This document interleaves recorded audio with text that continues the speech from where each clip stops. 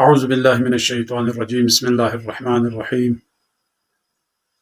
فمن حاجك فيه من بعد ما جاءك من العلم فقل تعالوا ندعو أبناءنا وأبناءكم ونساءنا ونساءكم وأنفسنا وأنفسكم ثم نبتهل فنجعل لعنة الله على الكاذبين صدق اللہ العلی العظیم۔ تمام ناظرین محترم کی خدمت میں عید مباہلہ مبارک ہو۔ 24 ذی الحجہ یا 25 ذی الحجہ کا دن ہے جو عید مباہلہ مسلمانان عالم کے لیے اور اسلام کے ترقی اور اسلام کی کامیابی اور اسلام کی فتح کا دن ہے۔ کونوا مع الصادقین قرآن مجید کی آیت ہے جس میں اللہ تبارک و تعالیٰ ارشاد فرما رہا ہے صادقین اور سچوں کے ساتھ ہو جاؤ، اور اللہ کے بنائے ہوئے سچوں کو سچا ماننے والوں کو عید مباہلہ بہت بہت مبارک ہو۔ آیہ شریفہ میں فرمایا کہ آپ کے پاس علم آنے کے بعد اگر یہ لوگ حضرت عیسیٰ علیہ السلام کے بارے میں آپ سے جھگڑا کریں تو آپ کہہ دیں آؤ ہم اپنے بیٹوں کو بلاتے ہیں اور تم اپنے بیٹوں کو بلاؤ، ہم اپنی بیٹیوں کو بلاتے ہیں اور تم اپنی بیٹیوں کو بلاؤ، ہم اپنے نفسوں کو بلاتے ہیں اور تم اپنے نفسوں کو بلاؤ، اور اس کے بعد پھر دونوں فریق اللہ تبارک و تعالیٰ سے دعا کریں گے کہ جو جھوٹا ہوگا اللہ تبارک و تعالیٰ کی اس پر لعنت ہو۔ سورہ آل عمران کی آیت نمبر 61 تاریخ اسلام کے ایک نہایت اہم واقعے کی طرف اشارہ کر رہی ہے جو مباہلہ کے نام سے مشہور ہے، اور داعی اسلام کی حقانیت کی ایک واضح اور ناقابل تردید دلیل ہے۔ آیہ مباہلہ کا مفہوم یہ ہے کہ جو مشہور معنی لیے جاتے ہیں وہ افراد کا ایک دوسرے پر نفرین اور لعنت کرنا ہے، اس طرح کی دو افراد کا ایک کسی مذہبی مسئلے پر کوئی تنازعہ ہو اور وہ ایک جگہ پر اکٹھے ہو کر اللہ تبارک و تعالیٰ کی بارگاہ میں عاجزی اور انکساری سے دعا کریں گے تاکہ جو باطل پر ہے اس پر اللہ تبارک و تعالیٰ کا غضب ہوگا اور جو حق پر ہے اسے پہچانا جائے، اور اس طرح حق اور باطل کی تشخیص کی جائے۔ غلبہ اسلام کا دن ہے، اور غلبہ اسلام فتح مکہ کے بعد غلبہ اسلام کا دور شروع ہو جاتا ہے، اور اسلام نے جزیرۃ العرب سے باہر پھیلنا شروع کر دیا ہے، چنانچہ ہرقل روم، کسرائے ایران، مقوقس، حارث شاہ حیرہ، شاہ یمن اور شاہ حبشہ تک اسلام کی دعوت پہنچی۔ نجران کے مسیحی ان حالات سے بہت ہی پریشان تھے۔ نجران کے 70 دیہات تھے جو حجاز اور یمن کے درمیان سرحد پر واقع تھے، اس کے تمام باشندے یہودی تھے۔ ہجرت کا 10واں سال تھا، پیغمبر اکرم صلی اللہ علیہ وآلہ وسلم نے پہلے نجران کے پادری ابو حاتم جو کہ مسیحیوں کے بہت بڑے روحانی بزرگ تھے ان کے نام خط لکھا تھا، جس میں اسے اور تمام مسیحیوں کو اسلام قبول کرنے کی دعوت دی تھی۔ اس دعوت اسلام سے نجران کے مسیحی پادریوں میں بے چینی پھیل گئی، لہٰذا ان کے ارباب حل و عقد نے اور سرداروں نے اسلام سے بچنے کی تجاویز پر غور کرنے کے لیے ایک مشاورتی کونسل جو ہے اس کا اجلاس طلب کر لیا۔ پادری ابو حاتم نے پیغمبر اسلام صلی اللہ علیہ وآلہ وسلم کا خط پڑھا اور مشاورتی کونسل کا اجلاس طلب کر کے خط ان کے درمیان رکھ دیا اور اپنے رہنماؤں سید اور العاقب کی رائے معلوم کی، تو انہوں نے کہا ہم نے پہلے مذہبی رہنماؤں سے یہ بات سنی ہوئی ہے کہ ایک دن نبوت کا منصب جو ہے وہ حضرت اسحاق علیہ السلام کی نسل سے حضرت اسماعیل علیہ السلام کی نسل میں منتقل ہوگا، اور محمد صلی اللہ علیہ وآلہ وسلم حضرت اسماعیل علیہ السلام کی نسل میں سے ہے، لہٰذا اس بارے میں تحقیق کی جائے۔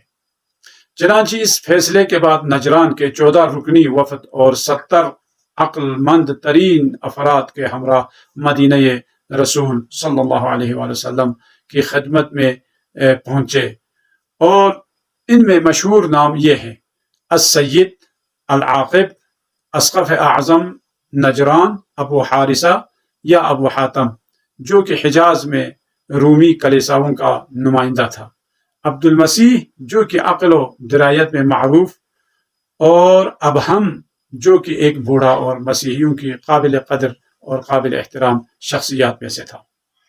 جب یہ مسجد نبوی میں داخل ہوئے تو ان کی عبادت کا وقت آ گیا، ناقوس بجا اور انہوں نے مشرق کی طرف رخ کر کے اپنی عبادت شروع کی۔ لوگوں نے روکنا چاہا لیکن رسول خدا صلی اللہ علیہ وآلہ وسلم نے منع فرمایا۔ یہ آزادی عقیدہ کا عملی جو ہے اور بے مثال نمونہ ہے کہ مسجد نبوی میں غیر مسلمانوں کو اپنے مذہبی عقائد کا اظہار اور اعمال بجا لانے کی آزادی دی گئی۔ پھر انہیں 3 دن کی مہلت دی گئی۔ 3 دن بعد پیغمبر اکرم صلی اللہ علیہ وآلہ وسلم نے انہیں اسلام کے قبول کرنے کی دعوت دی تو انہوں نے کہا، مسیح علیہ السلام کے بعد آنے والے نبی سے متعلق توریت میں موجود تمام اوصاف آپ کے اندر موجود ہیں سوائے ایک صفت کے۔ وہ ایک صفت کون سی ہے کہ آپ ان کو برا بلا کہتے ہیں اور انہیں بندہ خدا کہتے ہیں۔ تو آپ نے فرمایا، میں مسیح علیہ السلام کی تصدیق کرتا ہوں اور گواہی دیتا ہوں کہ وہ نبی مرسل ہے اور وہ عبد خدا ہے۔ نجران کے وفد نے کہا، کیا وہ مردوں کو زندہ نہیں کرتے اور اندھوں کو کیا بینائی نہیں دیتے تھے اور برس کے مریضوں کو شفا نہیں دیتے تھے؟ تو حضور صلی اللہ علیہ وآلہ وسلم نے فرمایا، ہاں ضرور، لیکن یہ سب بإذن پروردگار انجام دیتے تھے۔ انہوں نے کہا، مسیح بغیر باپ کے پیدا ہوئے، بھلا کوئی بندہ بغیر باپ کے پیدا ہو سکتے ہیں؟ تو حضور صلی اللہ علیہ وآلہ وسلم نے فرمایا، اللہ تبارک و تعالیٰ کے نزدیک حضرت عیسیٰ علیہ السلام کی مثال حضرت آدم علی نبینا علیہ السلام کی طرح ہے کہ اسے مٹی سے خلق فرمایا، پھر حکم دیا بن جاؤ، وہ بن گیا۔ نجران کا وفد اپنی ہٹ درمی پر قائم رہا، انہوں نے دلیل و برہان کو قبول نہیں کیا۔ تو اس وقت آپ صلی اللہ علیہ وسلم کی طرف بذریعہ وحی مذکورہ بالا سورہ مبارکہ آل عمران کی آیت نازل ہوئی، فمن حاجک فیہ من بعد ما جاءک من العلم فقل تعالوا ندعو ابناءنا وابناکم الی آخر، جو آپ نے ان کو پڑھ کر سنائی مگر وہ اپنی ہٹ درمی پر قائم رہے تو اللہ تبارک و تعالیٰ نے آپ کو حکم دیا کہ ان کے ساتھ مباہلہ کرو۔ وفد والے اپنے ٹھکانے پر واپس چلے گئے۔ نصارہ نجران کے سرداروں نے اپنے مخصوص میٹنگ میں یہ فیصلہ کیا کہ اگر محمد صلی اللہ علیہ وآلہ وسلم اپنے افسروں اور لشکر کے ہمراہ جاہ و جلالت اور شاہانہ انداز میں میدان مباہلہ میں اگر آ جاتا ہے تو سمجھیں گے کہ وہ اپنے دعویٰ میں سچا نہیں ہے اور کامیابی ہماری ہے، لہٰذا مباہلہ کریں گے۔ اگر محمد صلی اللہ علیہ وآلہ وسلم اپنے قریبی رشتہ داروں کے ہمراہ اگر آ جائے اور بغیر کسی ظاہرداری کے تو ایک سچا پیغمبر ہے، اور اس بات کو ثابت کرنے کے لیے آپ اپنے اور قریبیوں کو خطرے میں ڈال رہا ہے، لہٰذا ہم اس کے ساتھ مباہلہ نہیں کریں گے۔ 24 ذی الحجہ یا 25 ذی الحجہ کی صبح طلوع ہوئی اور حق و باطل میں ہمیشہ کے لیے فیصلہ کن دن آ گیا۔ رسول خدا کے حکم سے 2 درختوں کی درمیانی جگہ صاف کر کے ایک سیاہ کسا یعنی چادر خیمے کی شکل میں ڈال دی گئی۔ نجرانی وفد میں السید اور العاقب اپنے دونوں بیٹوں اور وفد کے دیگر ارکان کے ہمراہ بہترین لباس زیب تن کیے ہوئے نکلے۔ دوسری طرف پیغمبر اسلام صلی اللہ علیہ وآلہ وسلم، امام حسن مجتبی، امام حسین اور جناب سیدہ فاطمہ الزہرا اور علی مرتضیٰ علیہم السلام اور ان کے ساتھ تشریف لائے اور اس کسا کے نیچے 5 تن تشریف فرما ہوئے۔ اس کے بعد حضور نے السید اور العاقب دونوں کو مباہلے کی دعوت دی۔ ان دونوں نے عرض کی، آپ کن لوگوں کے ساتھ لے کر ہمارے ساتھ مباہلہ کر رہے ہیں؟ تو رسول خدا صلی اللہ علیہ وآلہ وسلم نے فرمایا، میں اہل زمین میں سب سے افضل لوگوں کو ساتھ لے کر آیا ہوں۔ یہ دونوں اپنے پادری کے پاس لوٹ گئے اور اس سے پوچھا، آپ کیا دیکھ رہے ہیں؟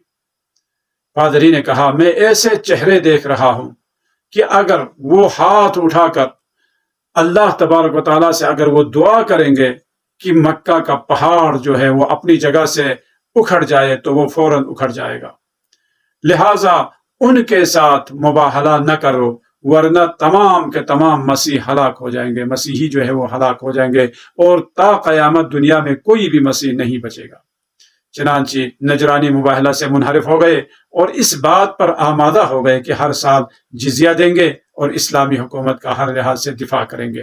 پیغمبر اکرم صلی اللہ علیہ وآلہ وسلم نے فرمایا جزیہ میں انہیں ہر سال 2000 حلے یا لباس دینے پڑیں گے اور ہر حلے کی قیمت 40 درہم ہو، نیز اگر جنگ چھڑ جائے تو 30 زرہ اور 30 نیزے اور 30 گھوڑے مسلمانوں کو عاریتاً دینا پڑیں گے۔ اس ساز و سامان کی واپسی کے آپ ضامن بنے۔ پیغمبر اکرم صلی اللہ علیہ وآلہ وسلم نے نصارائے نجران کی مباہلہ میں شکست کے بعد فرمایا اللہ تبارک و تعالیٰ کی قسم، ہلاکت اور تباہی نجران والوں کے قریب پہنچ چکی تھی۔ اگر وہ مباہلہ کرتے تو سب بندروں اور خنزیروں میں بدل کر مسخ ہو جاتے اور ان کی پوری بستی آگ کے شعلوں میں بدل جاتی، حتیٰ کہ ان کے درختوں کے اوپر کوئی پرندہ باقی نہ رہتا، اور تمام نصارائے نجران 1 سال کے عرصے میں جو ہے وہ ہلاک ہو جاتے۔ تو اس عید یا اس واقعہ مباہلہ کے کچھ اہم نکات ہیں۔ مباہلہ کی باری تب آتی ہے جب واضح عقلی دلائل سے انکار کیا جائے۔ مباہلہ کے افراد کا تعین اللہ تبارک و تعالیٰ نے کیا۔ بیٹوں سے مراد امام حسن اور امام حسین علیہ السلام ہے، عورتوں سے مراد جناب فاطمہ الزہرا سلام اللہ علیہا ہے، اور نفس سے مراد علی مرتضیٰ ہے۔ اسی طرح حق اور باطل کے اس عظیم معرکے میں یہی 5 ہستیاں شامل ہوئی ہیں۔ آج بھی داعیان حق کو انہی کے دامن سے متمسک ہونا پڑے گا۔ جو ان کے منکر ہیں وہ دعوت رسول سے ناآشنا ہے۔ یہ صادقین کا گروہ ہے اور ان کے مقابلے میں آنے والے کا کاذبین ہے، اور ان عظیم ہستیوں کی ہم پلہ مزید ہستیاں موجود نہیں تھی، ورنہ مباہلے کے دن رسول خدا ان کو بھی ساتھ لے کر آتے۔ اور عید مباہلہ کے دن یعنی 25-24 ذی الحجہ یا 25 ذی الحجہ کی ایک خصوصیت یہ بھی ہے کہ امام کائنات امیر المؤمنین علی ابن ابی طالب علیہ السلام نے سائل کو حالت رکوع میں انگوٹھی عطا فرمائی، تو اللہ تبارک و تعالیٰ نے ان کی شان میں سورہ مائدہ کی آیت نمبر 55 نازل کی اور فرمایا انما ولیکم اللہ ورسولہ والذین آمنوا الذین یقیمون الصلاۃ ویؤتون الزکاۃ وہم راکعون۔ اور عید مباہلہ کے چند اعمال ہیں، وہ یہ ہیں کہ سب سے پہلے غسل ہے، اس غسل کے بعد نماز ہے، نماز کے لیے وضو ضروری ہے۔ دوسرا جو ہے روزہ ہے۔ تیسرا نماز، اس کی ترتیب اور وقت اور ثواب عید غدیر کی نماز کی مثل ہے۔ دعائے مباہلہ، اس کی بڑی تاکید اور فضیلت ہے، دعائیہ کتب میں موجود ہے۔